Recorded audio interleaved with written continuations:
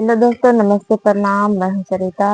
तो आज का इस वीडियो में थावे वाली माँ का गिफ्ट लेकर आए हैं। जो माँ का हार और मुकुट चोरी गया है, उस पर एक गिफ्ट लेकर आए हैं। बने रहिएगा इस वीडियो में, वीडियो को पूरा देखिएगा और सुनकर बताइएगा आप लोगों को। जागा जागा ए माइया, मंदिर में घुसलो चोर। जागा जागा ए माइया, मंदिर में घुसलो चोर। जागा जागा ए माइया, मंदिर में घुसलो चोर। मैया के टिकवा ले गल चोर, मैया के मुकुट ले गल चोर। मैया के टिकवा ले गल चोर, मैया के मुकुट ले गल चोर। जागा जागा ए माइया, मंदिर में घुसलो चोर। जागा जागा ए माइया, मंदिर में घुसलो चोर। साबा सेवका कहे तार, थावे वाली मुखावा ना बोल। साबा सेवका कहे थावे वाली मुखावा ना बोल। जागा जागा ए माइया, मंदिर में घुसलो चोर।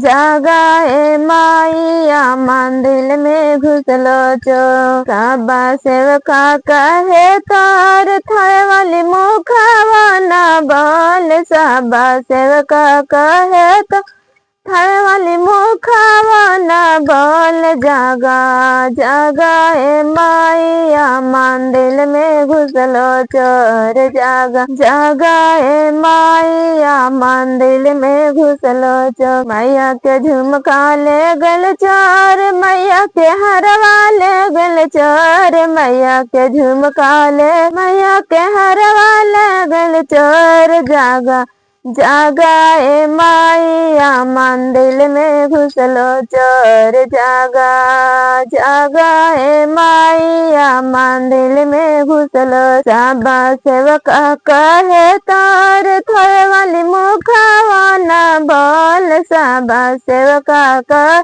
तार, थावे वाली मुखावा ना बोल। जागा जागा ए माइया, मंदिर में घुसलो चोर। जागा जागा ए माइया, मंदिर में घुसलो। मैया के कंगन ले गल चोर, मैया के पंजा ले गल चोर। मैया के कंगन ले गल, मैया के लाठी ले गल चोर। जागा जागा ए माइया, मंदिर में घुसलो चोर। जागा जागा ए माइया, मंदिर में घुसलो। साबा सेवका कहे तार, थावे वाली मुखावा ना बोल। साबा सेवका कहे थावे वाली मुखावा ना बोल। जागा जागा ए माइया, मंदिर में घुसलो चोर। जागा जागा ए माइया, मंदिर में घुसलो चोर। मैया के पायल ले गल चोर, मैया के बिछिया ले गल चोर। मैया के पायल ले गल, मैया के बिछिया ले गल चोर। जागा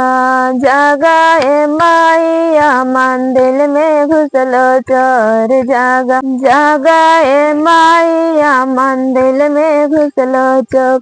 साबा सेवका कहे तार, थावे वाली मुखावा ना बोल। साबा सेवका कहे थावे वाली मुखावा ना बोल। जागा जागा ए माइया, मंदिर में घुसलो चोर। जागा जागा ए माइया, मंदिर में घुसलो। मैया के लहंगा ले गल चोर, मैया के चुंदरी ले गल चोर। मैया के लहंगा ले गल चोर, मैया के चुंदरी ले गल चोर। जागा जागा ए माइया, मंदिर में घुसलो चोर। जागा जागा ए माइया, मंदिर में घुसलो चोर। जागा जागा ए माइया, मंदिर में घुसलो। मैया के मुकुट ले गल चोर, मैया के हरवा ले गल चोर। मैया के मुकुट ले गल,